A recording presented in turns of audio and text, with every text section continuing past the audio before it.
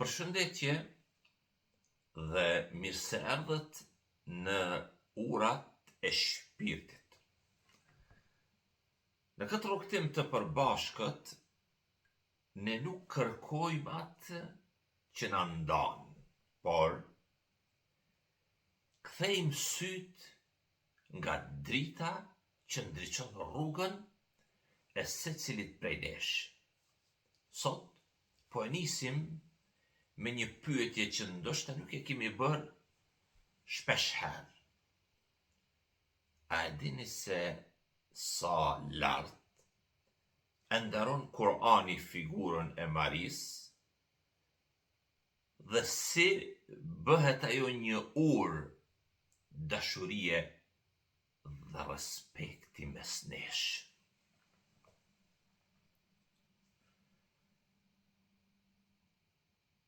Nga shkrimi i shenjtë Bibla, Luka 1:30. Atëherë engjëlli i tha: mos ki frikë, o Mari, sepse ke gjetur hir para Perëndisë. Nga libri i shenjtë Kurani, surja Ali Imran 42.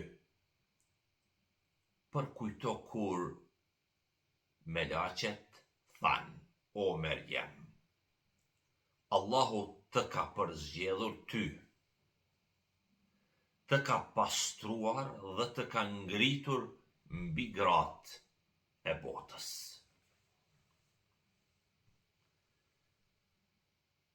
Të dashur shikues, kur i dëgjojmë këto dy thënie të shenjta, ndjejmë menjëherë një harmoni që flet për te kohës, për bashkëdhëtarët tanë të besimit krishter. Maria, apo nëna Merjeme, është simboli i pastërtisë. Nëna e Isait, Jezusit alayhis salam, paqja dhe shpëtimi i Zotit qoftë mbi të, një figurë që nderohet në çdo shtëpi dhe në çdo kishë. Por mbase shumë prej tyre nuk e din se për ne muslimanët,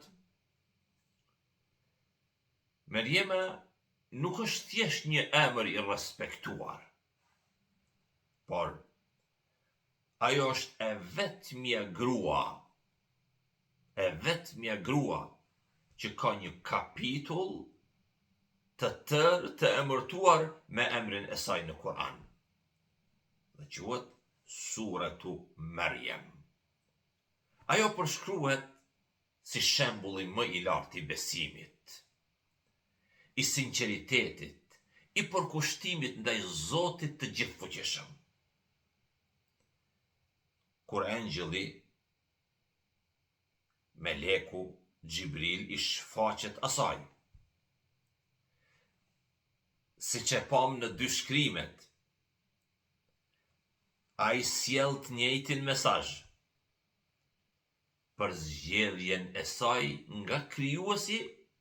Kjo na tregon se vlerat e moralit, nderit dhe devotshmërisë kanë të njëjtin burim hyjnor.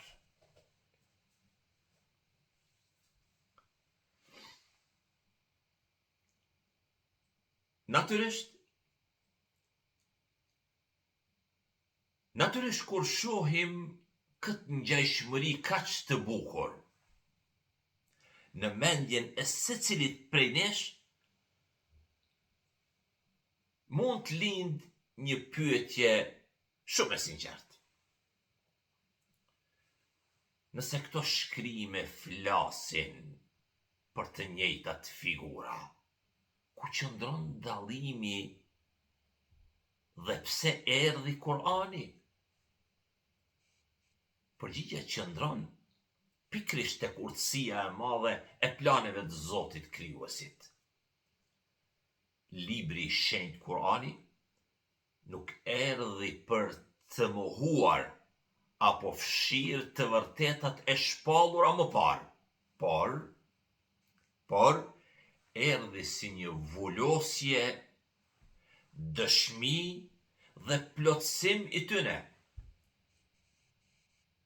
Në këndvështrimin ton shpalljet e mëparshme ishin si dritare që u hapën në kohë dhe popull të caktuar, ndërsa Kurani erdhi si drita e plot dhe universale e ruajtur tekstualisht ashtu siç zbriti, për të qartësu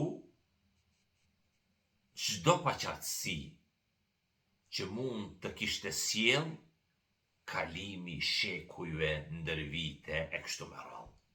Kurani na kërkon ta ndjekim atë pikërisht sepse ai e mbron dhe e lartëson figurën e Merjemes dhe të Isait Jezusit në formën e tyre më të pastër dhe të zhveshur nga çdo teprim njerëzor.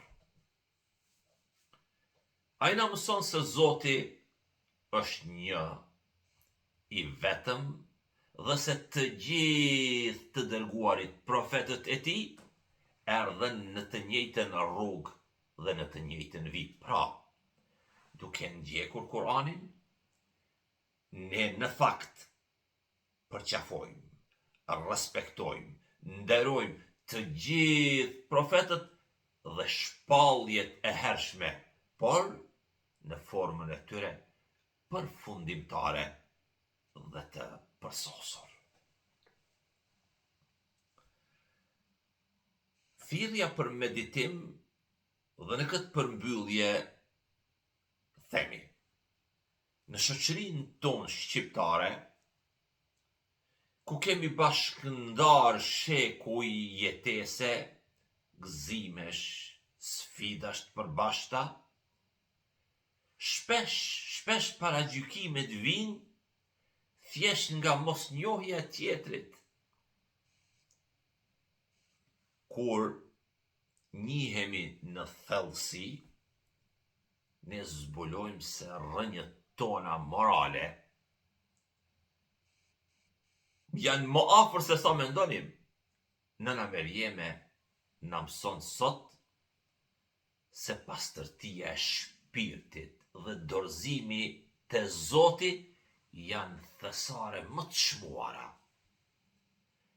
Ju lutem, le të jetë ky kujtim një ftesë për të medituar së bashku. Meditim me dashuri dhe respekt, larg debateve, e pranë mirësisë që na bashkon. Ju falenderit që na ndoqët dhe paqja e Zotit qoftë mbi ju dhe familjet tuaja. Mirupafshim në takimin e radhës.